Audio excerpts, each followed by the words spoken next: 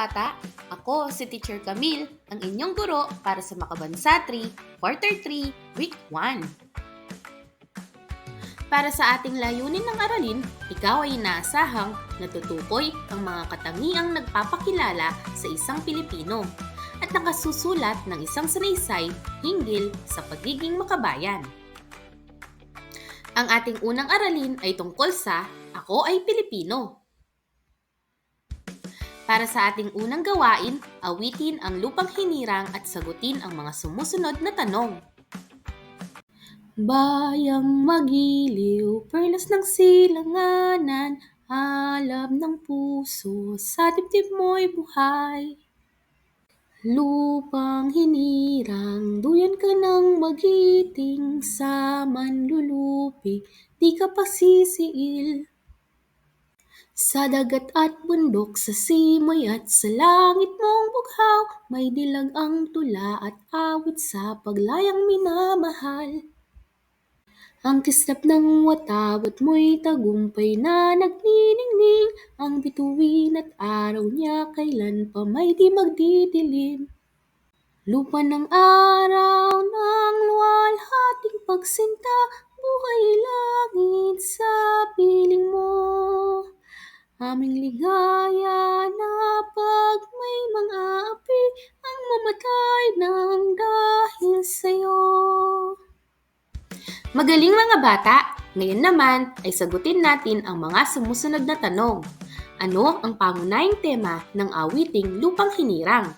Ito ba ay tumutukoy sa pag-ibig sa bayan o sa pag-ibig sa pamilya? Tama! Ang pangunahing tema ng awiting Lupang Hinirang ay tumutukoy sa pag-ibig sa bayan. Sino ang umaawit sa Lupang Hinirang? Sila ba ang mga Amerikano o mga Pilipino? Magaling! Ang umaawit sa Lupang Hinirang ay ang mga Pilipino. Ano ang ipinahihiwatig ng linyang ang mamatay ng dahil sa'yo? Ito ba ay may ibig sabihin na paghahanda na ipagtanggol ang bayan kahit buhay ang kapalit?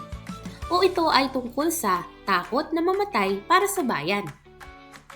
Magaling! Ang ipinahihiwatig ng linyang ang mamatay ng dahil sa'yo ay tungkol sa paghahanda na ipagtanggol ang bayan kahit buhay ang kapalit. Ano ang mga simbolo ng bansa na binanggit sa awitin? Ito ba ay ang bituin at araw sa watawat? O bulaklak at ilog ng bansa? Tama! Ang mga simbolo ng bansa na binanggit sa awitin ay ang bituin at araw sa watawat. Bakit mahalagang awitin at igalang ang lupang hinirang? Dahil ba ito ay simpleng awitin lamang? O dahil ito ay simbolo ng pagmamahal sa bayan? Tama! Dapat nating igalang ang lupang hinirang dahil ito ay simbolo ng pagmamahal sa bayan. Ang pag-awit ng lupang hinirang ay isang paraan upang ipakita ang pagiging isang makabayan. Ang salitang makabayan ay isang pang-uri sa wikang Filipino na tumutukoy sa isang tao na mayroon sa mga sumusunod. Una ay ang taus-pusong nagmamahal sa kanyang bansa. Ito ay hindi lamang isang pansamantalang damdamin, kundi isang malalim na pagpapahalaga sa kultura, kasaysayan at kapakanan ng kanyang bayan. Ikalawa, nagpapakita ng suporta sa kanyang bansa. Ito ay maaaring sa pamamagitan ng pagsunod sa mga batas, pagboto, pag-uukol ng oras at talento sa paglilingkod sa bayan o pagtatanggol sa karangalan nito. Ikatlo, may malalim na pagpapahalaga sa kultura, kasaysayan at kapakanan ng sariling bansa. Ito ay nangangahulugan ng pag-aaral at pag-unawa sa kasaysayan ng bansa, pagtangkilik sa produktong lokal at pagpapasalamat sa mga bayaning nagsakripisyo para sa kalayaan ng bansa. Narito ang mga halimbawa ng mga taong makabayan. Una ay ang mga bayani. Sila ang mga taong nagbuwis ng buhay para sa kalayaan ng bansa. Ikalawa, mga lingkod bayan. Sila ang mga taong nagsisilbi sa bayan sa pamamagitan ng pagiging pulis, sundalo, guro, doktor at iba pa. Kabilang din ang mga ordinaryong mamamayan. Sila ang mga taong nagsasagawa ng mga simpleng gawa ng kabutihan para sa kanilang komunidad, tulad ng pagtulong sa mga nangangailangan, pagpapanatiling malinis ng kapaligiran at pagboto. Upang mas lalo nating maunawaan ang ating aralin, pumunta tayo sa ating gawain. Basahin ang mga sumusunod na pangungusap at sabihin kung ito ay tama o mali. Ang mga bayani ay mga taong nagbuwis ng buhay para sa kalayaan ng ating bansa. Ito ba ay tama o mali? Magaling! Ito ay tama! Ikalawa, ang mga lingkod bayan tulad ng guro, pulis at doktor na hindi nakakatulong sa bayan. Ito ba ay tama o mali?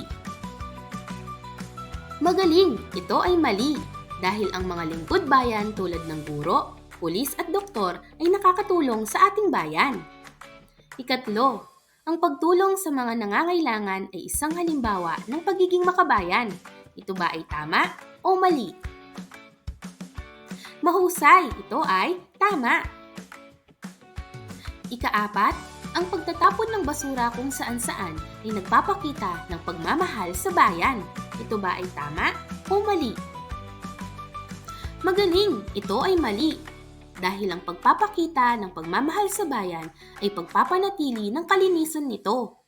Ikalima, ang pagboto sa halalan ay isang paraan ng pagpapakita ng pagiging makabayan. Ito ba ay tama o mali? Mahusay! Ito ay tama! Para naman sa output ng unang aralin, sumulat ng isang maikling sanaysay kung paano mo maipapakita ang pagiging makabayan. Narito ang rubric para maging basihan sa pagbibigay ng inyong puntos. Lagi nating tandaan, ang pagiging makabayan ay ang pagmamahal at paglilingkod sa sariling bansa sa simpleng paraan tulad ng pagtulong sa kapwa at paggalang sa bayan. Ngayon naman, ating talakayin ang ating ikalawang aralin. Ito ay tungkol sa ang kasaysayan ng Pilipinas. Para sa layunin ng aralin, ikaw ay naasahang natutukoy ang mga unang Pilipino at naipaliliwanag ang pagkakapareho at pagkakaiba ng Tabonman at Homo luzonensis. Para sa ating gawain, tukuyin kung ang mga sumusunod ay sinauna o bago. Pagmasdan ang larawan, ito ba ay sinauna o bago? Magaling! Ang sagot ay sinauna. Sunod naman. Tama! Ito ay bago. Sunod naman. Magaling! Ito ay sinauna. Masdan ang larawan. Tama! Ito ay bago. Sunod naman. Magaling! Ito ay sinauna. Bago pa man dumating ang mga banyaga sa ating bansa, mayroon ng mga sinaunang tao sa Pilipinas na nabuhay sa pamamagitan ng pangangaso, pangingisda at pagtatanim. Sila ang nagsimula sa ating kultura, tradisyon at paraan ng pamumuhay na naging daan sa pag-unlad ng ating lipunan ngayon. Ang mga sinaunang tao ay tumutukoy sa mga species ng hominid na nabuhay bago ang mga Homo sapiens, ang ating species. Kabilang sa mga kilalang halimbawa nito ay ang mga sumusunod. Kabilang ang Australopithecus, Homo habilis, at Homo erectus.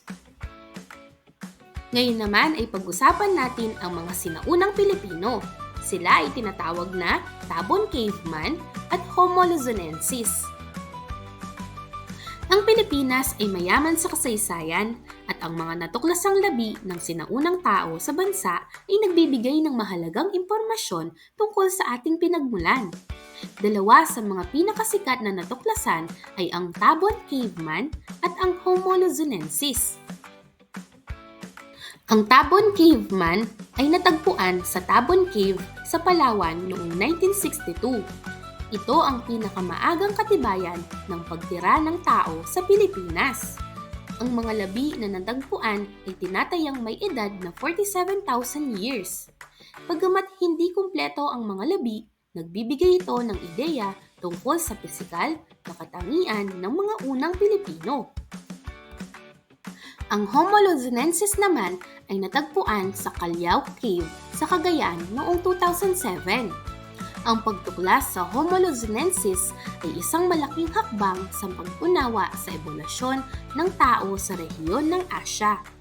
Ito ay isang bagong species ng tao na may natatanging katangian. Ang Homo luzonensis ay may maliit na katawan at may katangiang kahawig ng mas sinaunang mga species ng tao. Ang pagtuklas nito ay nagpapahiwatig na ang ebolusyon ng tao sa Asya ay mas komplikado kaysa sa dating inaakala. Narito naman ang pagkakaiba at kahalagahan ng dalawang species. Pagdating sa edad, ang Tabon caveman ay mas bata kumpara sa mga Homo luzonensis. Pagdating naman sa species, ang Tabon caveman ay kabilang sa species na Homo sapiens, habang ang Homo luzonensis ay isang bagong species na natuklasan. Pagdating naman sa katangian, mayroong mga pagkakaiba sa kanilang pisikal na katangian, lalo na sa kanilang mga ngipin at buto. Ang pagtuklas ng Tabon caveman at Homo luzonensis ay nagpapakita na ang Pilipinas ay isang mahalagang bahagi ng kwento ng ebolusyon ng tao.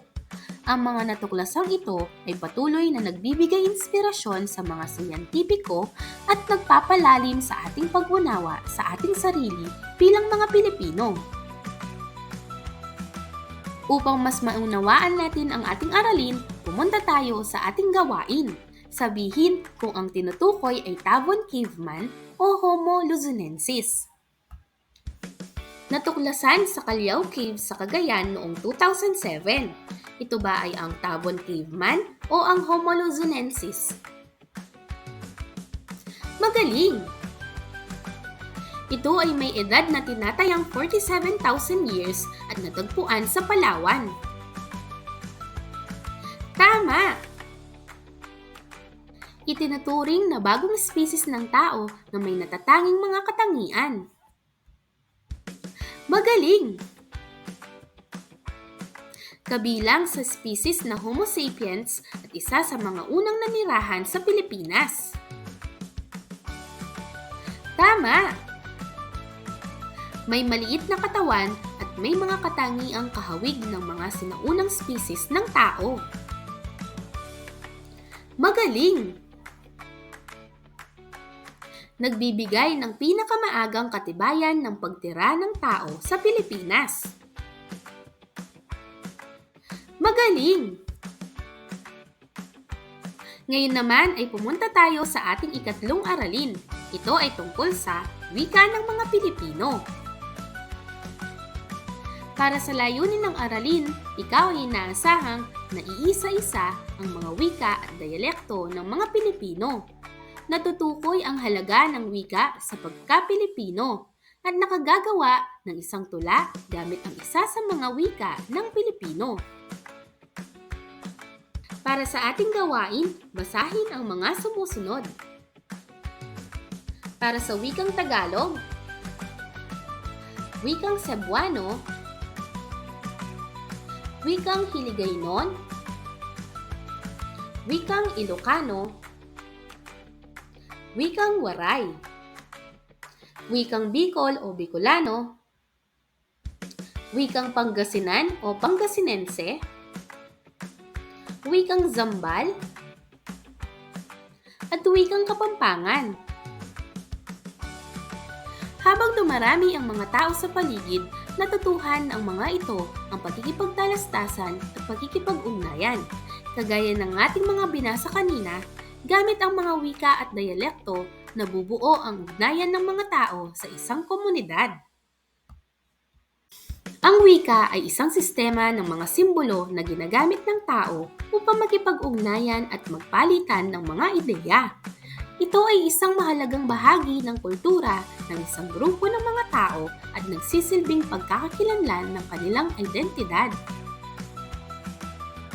Habang ang dialekto naman ay isang variety ng isang wika na ginagamit ng isang partikular na rehiyon o lugar. Mayroon itong mga pagkakaiba sa pagbigkas, bokabularyo at gramatika kumpara sa ibang mga variety ng isang wika. Ngayon naman, para sa ating susunod na gawain, basahin ang tula at sagutin ang mga sumusunod na tanong. Ang pamagat ng tula ay ang Mga Wika, Kayamanan ng Bayan. Sabay-sabay ninyo itong basahin.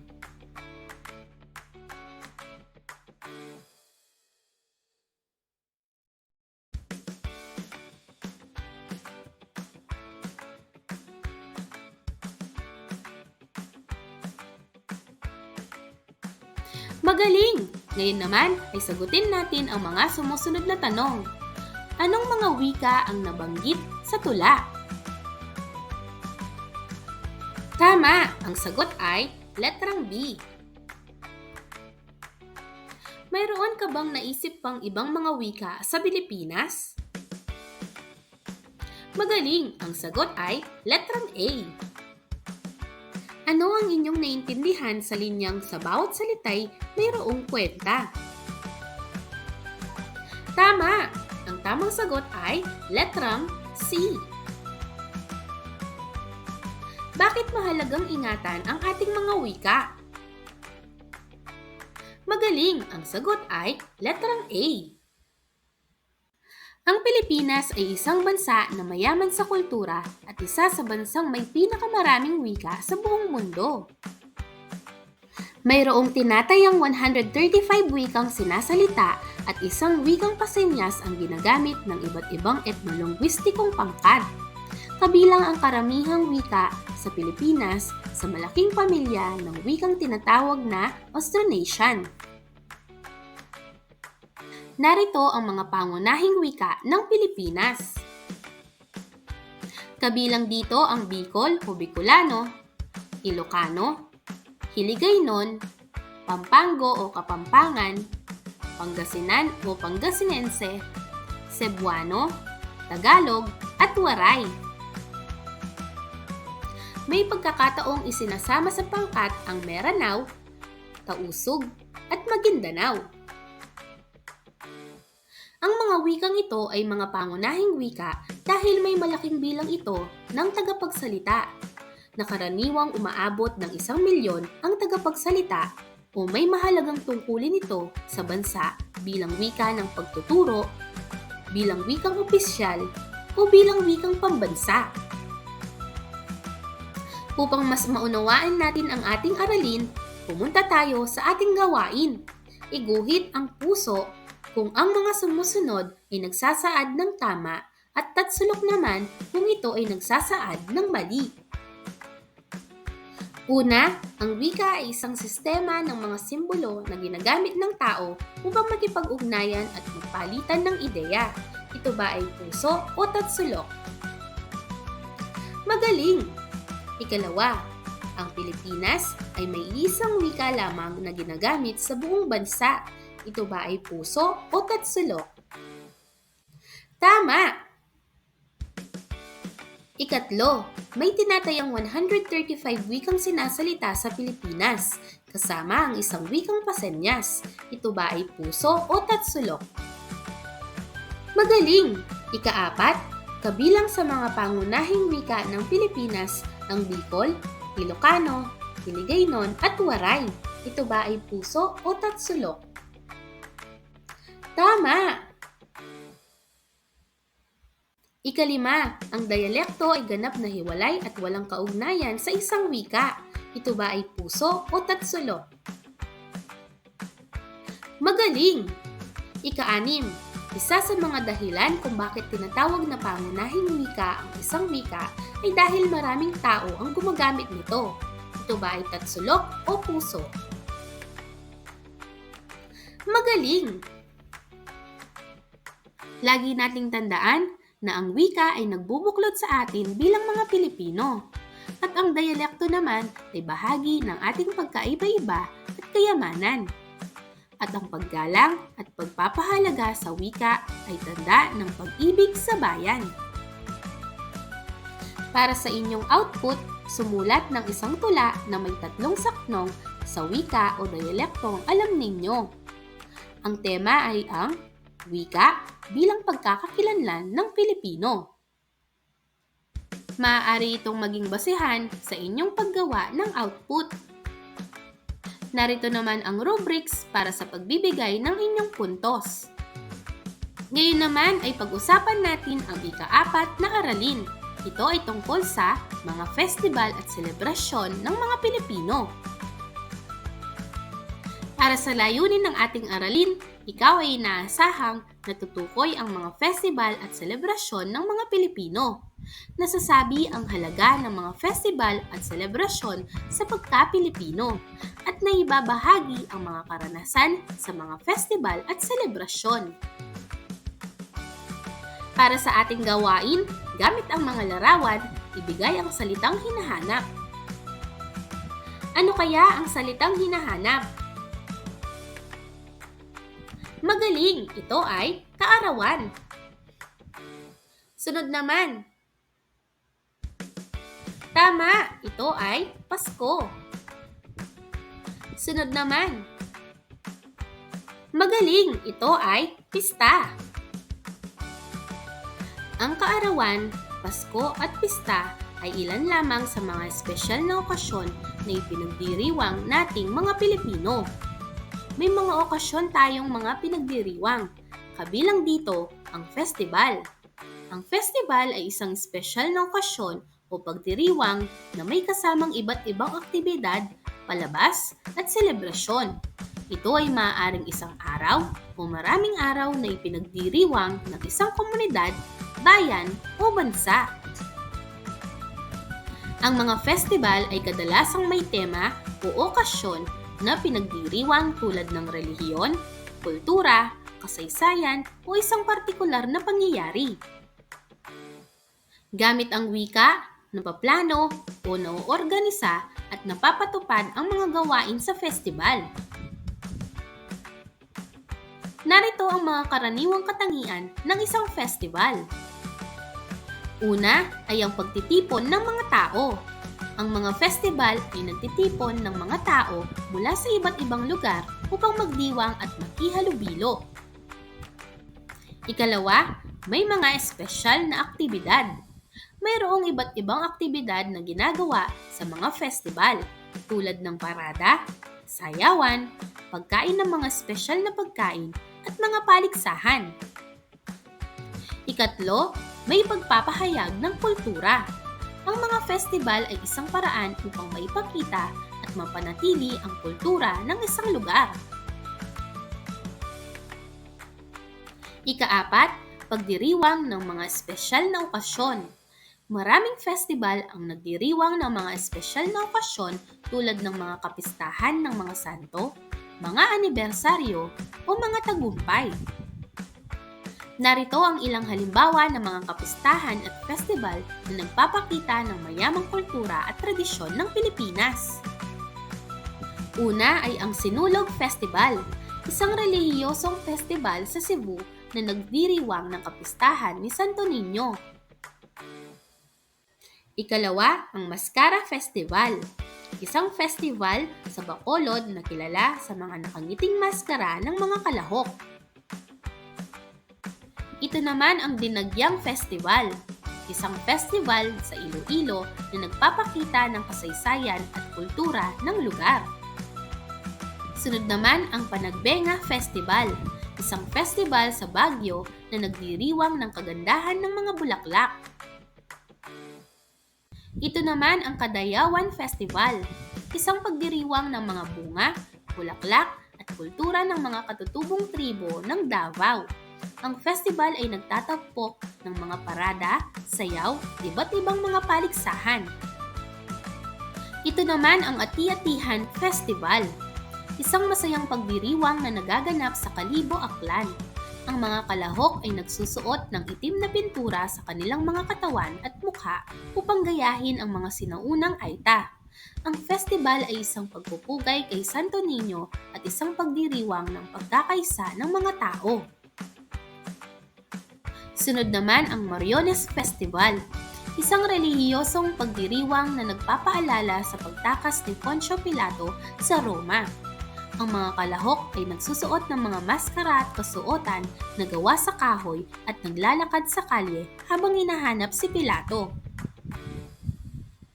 Ito naman ang Dinamulag Festival o kilala rin bilang Zambales Mango Festival, isang taunang pagdiriwang na ginaganap sa lalawigan ng Zambales. Ang pangunahing layunin nito ay ipagdiwang ang masaganang ani ng mga mangga, partikular na ang dinamulag na uri ng mangga na kinikilala bilang pinakamatamis sa buong mundo.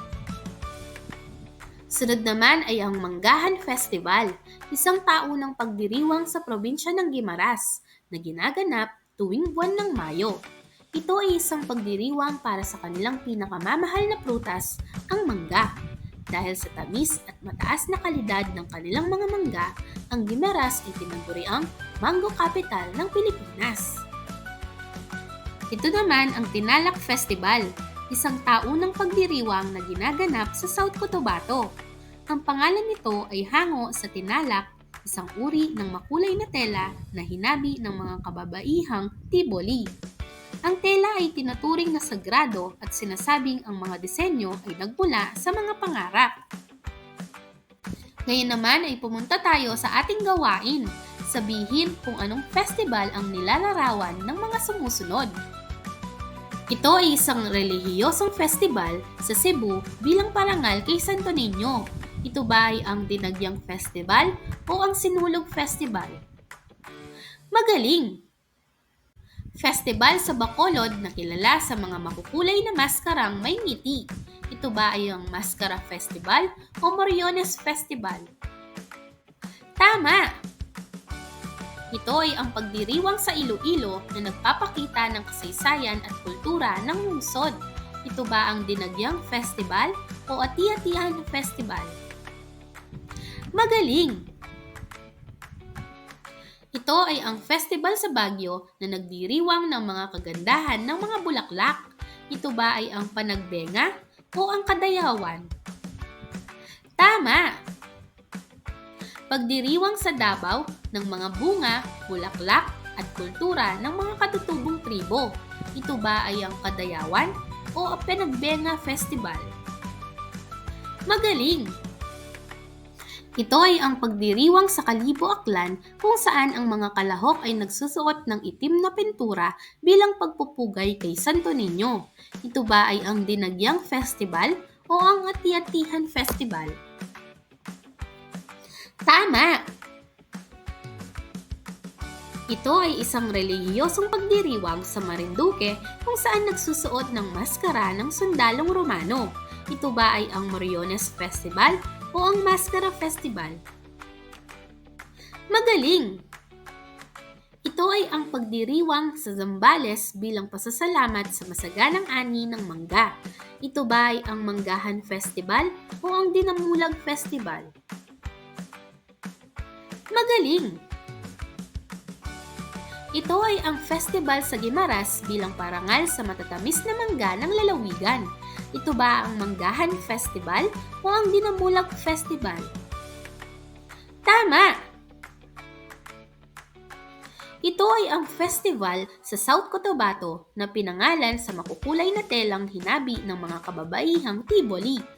Ito ba ay ang Sinulog Festival o ang Tinalak Festival? Magaling! Ang mga sinaunang tao, wika at festival sa Pilipinas ay bahagi ng ating makulay na kasaysayan at kultura. Dito natin nakikita ang pagiging makabayan sa pamamagitan ng pagmamahal sa sariling wika, pagpapahalaga sa tradisyon at paggalang sa ating pinagmulan. Sa pag-unawa ng ating nakaraan at kultura, na ipapakita natin ang tunay na diwa ng pagiging Pilipinong mapagmahal, nagkakaisa at may malasakit sa bayan. Lagi sana nating tandaan ang sinabi ng ating pambansang bayani na si Dr. Jose Rizal na ang hindi marunong lumingon sa pinanggalingan ay hindi makakarating sa paroroonan. Maraming salamat sa pagkikinig mga bata. Muli, ako si Teacher Camille, ang inyong guro sa Makabansa.